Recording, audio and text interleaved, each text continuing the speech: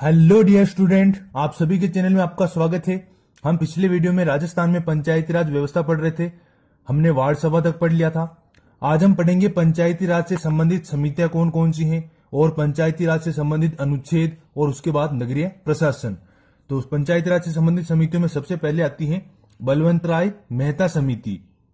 कब आई थी बलवंत राय मेहता समिति? 1957 में आई थी बलवंत राय मेहता समिति, जिसकी सिफारिश पर 2 अक्टूबर 1959 में नागौर के बगदरी गांव में पंचायती राज व्यवस्था का उद्घाटन जवाहरलाल नेहरू ने किया था। तो पंचायती राज के त्रिस्तरीय व्यवस्था की सिफारिश कौन सी समिति ने की थी? 3 स्तर वाली, जिसमें ग्राम पंचायत हो, पंचायत समिति और जिला परिषद हो। 3 स्तर वाली पंचायती राज व्यवस्था की सिफारिश की थी बलवंत राय मेहता समिति ने, जो कब आई थी? 1957 में। दूसरी आती है सादिक अली समिति।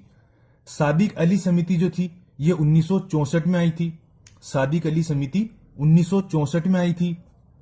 इसमें क्या सिफारिशें थी कि पंचायत समिति के प्रधान तथा जिला परिषद के प्रमुख का चुनाव इन संस्थाओं के सदस्यों द्वारा किए जाने के स्थान पर वृहत्तर निर्वाचक मंडल द्वारा किया जाए, जिसमें ग्राम पंचायत के अध्यक्ष तथा सभी सदस्य शामिल हो।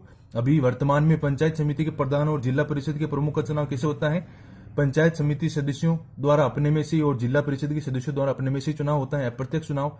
लेकिन सादिक अली समिति ने 1964 में सिफारिश की कि इनका चुनाव इन संस्थाओं के सदस्यों द्वारा किए जाने के स्थान पर एक निर्वाचक मंडल द्वारा किया जाए, जिसमें कौन से सदस्य शामिल हो?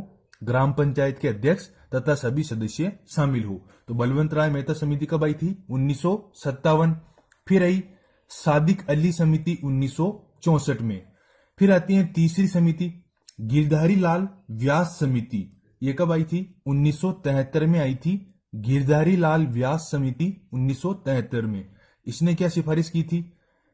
इस समिति ने प्रत्येक पंचायत के लिए ग्राम सचिव नियुक्त करने तथा पंचायती राज संस्थाओं को पर्याप्त वित्तीय संसाधन दिए जाने पर बल दिया था।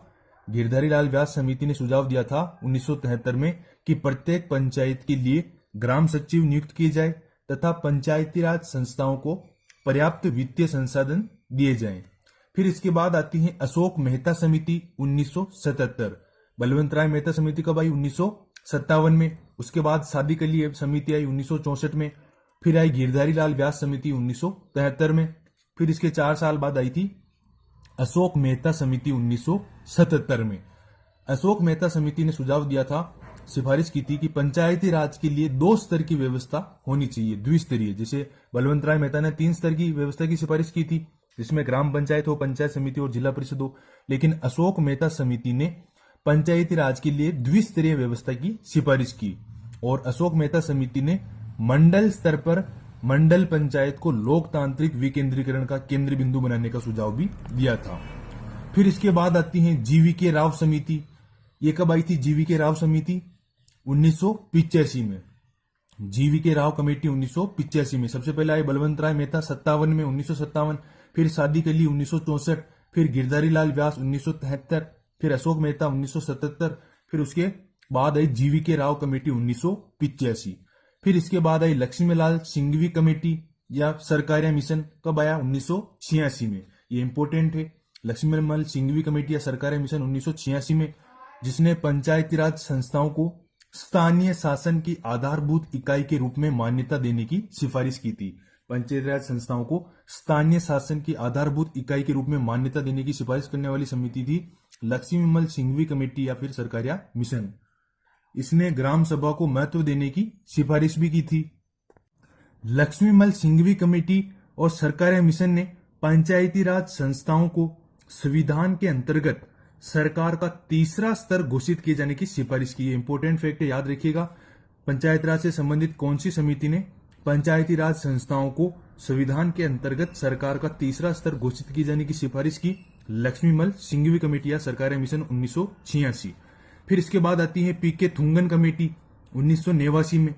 पीके थुंगन कमेटी 1989 में। फिर इसके बाद आती है हरलाल सिंह खर्रा कमेटी 1990 में। अब वापिस रिपीट करता हूं, बलवंत राय मेहता समिति कब आई थी? 1957। उसके बाद आई Sadiq Ali 1964। Girdhari Lal Vyas 1973। Ashok Mehta 1977। GVK Rao committee 1985। Laxmimall Singhvi committee या फिर सरकारिया मिशन भी कहते हैं इसको 1986। फिर इसके बाद पीके थंगुन 1989 और हरलाल सिंह खर्रा 1990। फिर इसके बाद आता है 16 सितंबर 1991 को पीवी नरसिम्हा राव सरकार द्वारा पंचायती राज के संबंध में 72वां संविधान संशोधन लोकसभा में प्रस्तुत किया गया। पंचायत राज के संबंध में 72वां संविधान संशोधन लोकसभा में कौन सी सरकार द्वारा और कब प्रस्तुत किया गया? तो नरसिम्हा राव सरकार द्वारा 16 सितंबर 1991 को लोकसभा में प्रस्तुत किया गया। नाथूराम मिर्धा की अध्यक्षता में संयुक्त प्रवर समिति का गठन हुआ था। आप याद रखिएगा, संयुक्त प्रवर समिति का गठन किसकी अध्यक्षता में हुआ था? पंचायत राज से संबंधित है समिति ये। नाथूराम मिर्धा की अध्यक्षता में संयुक्त प्रवर समिति का गठन हुआ था और इस नाथूराम मिर्धा की संयुक्त प्रवर समिति की सिफारिश पर 73वां संविधान संशोधन एक्ट 1993 में पारित किया गया था। पंचायत राज से संबंधित 73वां एक्ट 1993 में किसकी अध्यक्षता में और किसकी सिफारिश पर पारित हुआ था? नाथूराम मिर्धा की संयुक्त प्रवर समिति की सिफारिश पर 73वां संविधान संशोधन एक्ट 1993 में पारित किया गया था। फिर इसके बाद आता है 17 राज्यों के अनुमोदन के बाद राष्ट्रपति ने 20 अप्रैल 1993 को अपनी स्वीकृति प्रदान की थी। 17 राज्यों का अनुमोदन हुआ, उसके बाद 17 राज्यों की सहमति बनी थी, उसके बाद 73वां एक्ट पारित किया गया था राष्ट्रपति ने 20 अप्रैल 1993 को। और लागू कब हुआ था? 73वां संविधान संशोधन 24 अप्रैल 1993 को लागू हुआ था। अब आते हैं नया पंचायती राज एक्ट कब से लागू हुआ है? 23 अप्रैल 1994 को। सबसे पहले 73वां एक्ट 1993 में पारित किया गया था और राष्ट्रपति ने अपनी स्वीकृति प्रदान की थी 20 अप्रैल 1993 को, और 73वां संविधान संशोधन लागू हुआ था 24 अप्रैल 1993 को। आपसे इतना पूछ लिया जाए 73वां संविधान संशोधन लागू कब हुआ? 24 अप्रैल 1993 को। और ऐसा पूछ लिया जाए नया पंचायती राज अधिनियम कब से लागू हुआ है? तो 23 अप्रैल 1994 से। फिर इसके बाद आते हैं राजस्थान पंचायती राज अधिनियम 1994 और राजस्थान पंचायती राज एक्ट 1996।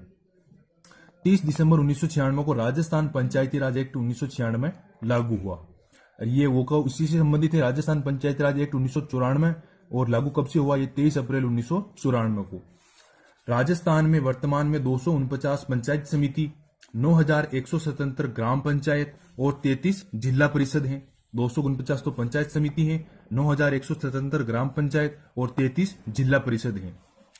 केंद्र सरकार ने अब पंचायती राज संस्थाओं में महिलाओं के लिए 50% आरक्षण के प्रावधान को कब मंजूरी दी थी? 27 अगस्त 2009 को मंजूरी दी थी। केंद्र सरकार ने पंचायत राज संस्थाओं में महिलाओं के लिए कितने प्रतिशत आरक्षण को मंजूरी दी? 50% आरक्षण को 27 अगस्त 2009 को मंजूरी दी। ये इंपॉर्टेंट फैक्ट याद रखिएगा। 110वें संविधान संशोधन एक्ट द्वारा महिलाओं के लिए 33% आरक्षण 1/3 आरक्षण को बढ़ाकर कितने प्रतिशत कर दिया गया है?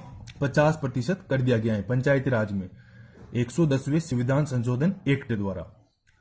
पंचायती राज संस्थाओं के चुनाव किसके द्वारा संपन्न किए जाते हैं? तो पंचायती राज संस्थाओं के चुनाव राज्य निर्वाचन आयोग द्वारा संपन्न किए जाते हैं। याद रखिएगा, राज्य निर्वाचन आयोग पंचायती राज संस्थाओं के चुनाव संपन्न करवाता है। प्रथम राज्य निर्वाचन आयुक्त कौन थे? अमर सिंह राठौड़। राजस्थान में प्रथम राज्य निर्वाचन आयुक्त थे अमर सिंह राठौड़ और चौथे निर्वाचन आयुक्त थे ए.के. पांडे। 21 नवंबर 1995 से तीसरी संतान होने पर उम्मीदवार चुनाव लड़ने के लिए अयोग्य होगा। ये नियम लागू हुआ था 21 नवंबर 1995 से कि अगर किसी की तीसरी संतान हुई तो वो उम्मीदवार चुनाव लड़ने के लिए अयोग्य घोषित हो जाएगा। जिला आयोजना समिति के गठन का प्रावधान किसमें है? जिला आयोजना समिति के गठन का प्रावधान है 243 ZD की धारा 121 में। अब आता है पंचायत राज से संबंधित अनुच्छेद, जिसमें 2017 में क्वेश्चन आया था। वित्त आयोग का गठन पंचायत राज संस्था में कौन से अनुच्छेद के तहत है? तो आज हम पढ़ेंगे इसको। इसका पंचायत राज से संबंधित अनुच्छेद है 243 कैसे? 243 न तक। आपको इसे इंग्लिश में भी याद कर सकते हैं। सबसे पहले आता है ग्राम सभा का गठन, 243A में ग्राम सभा का गठन। फिर इसके बाद आता है 243B पंचायतों का गठन। बी से क्या हो गया? बनाना। तो गठन का मतलब होता है बनाना, तो 243B से बनाना, तो 243B में आएगा पंचायतों का गठन।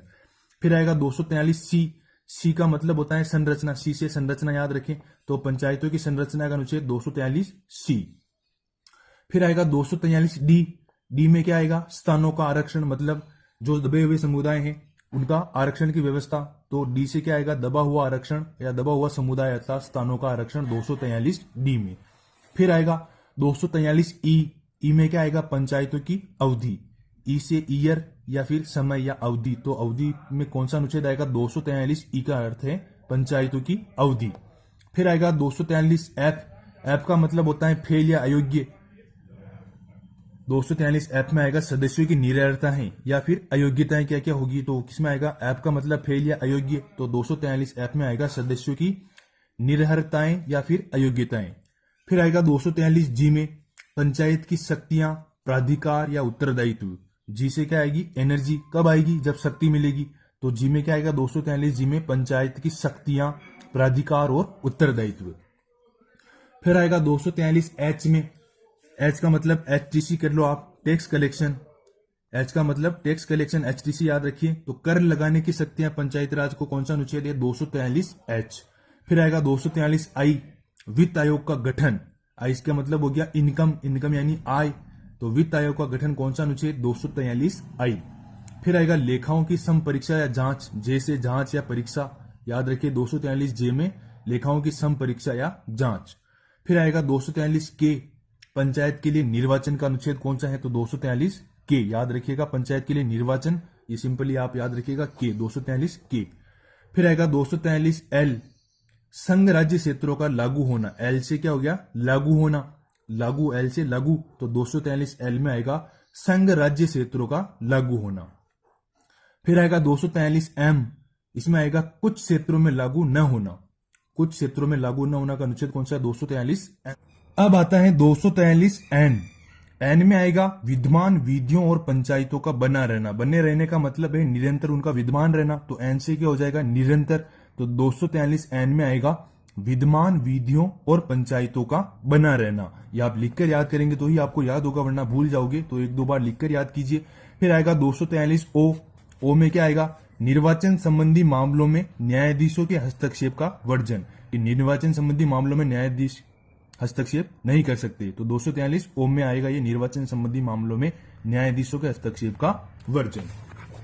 अब आता है नगरीय प्रशासन, ये तो था पंचायती राज में। अब आएगा नगरीय प्रशासन कब पारित हुआ था, 74वें संविधान संशोधन द्वारा पारित हुआ था 1992 में नगरीय प्रशासन संबंधी अधिनियम। और लागू कब हुआ था, 74वां संशोधन लागू हुआ था 1 जून 1993 से। संवैधानिक प्रावधान क्या है इसमें, नगरीय प्रशासन का उल्लेख है अनुसूची 12 में।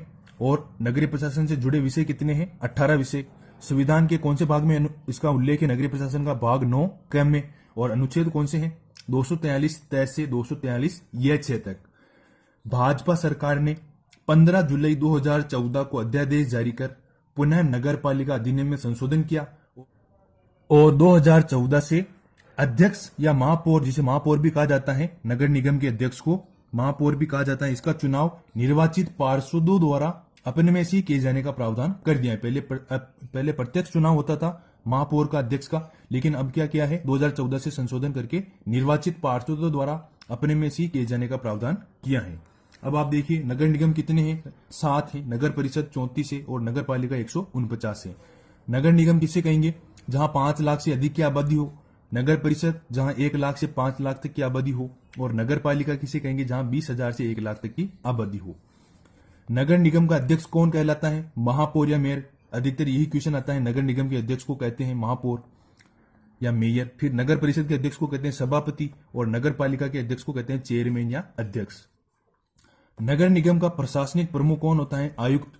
नगर परिषद का भी होता है आयुक्त और नगर पालिका का होता है सीईओ अर्थात चीफ एग्जीक्यूटिव ऑफिसर। और ये चीफ एग्जीक्यूटिव ऑफिसर किसमें था, जिला परिषद में मुख्य सरकारी अधिकारी होता है सीईओ अर्थात चीफ एग्जीक्यूटिव ऑफिसर को कहते हैं मुख्य कार्यकारी अधिकारी। और नगर पालिका में प्रशासनिक प्रमुख भी हैं चीफ एग्जीक्यूटिव ऑफिसर अर्थात मुख्य कार्यकारी अधिकारी। सदस्य कौन होते हैं नगर निगम में, पार्षद, नगर परिषद में पार्षद और नगर पालिका में भी पार्षद। अब आता है पंचायती राज में सदस्यों को हटाया जाता है 3/4 बहुमत से हटाया जाता है। पिछले वीडियो में अपन ने पढ़ा था पंचायती राज में सदस्यों को हटाना हो तो 3/4 बहुमत से हटाया जाता है।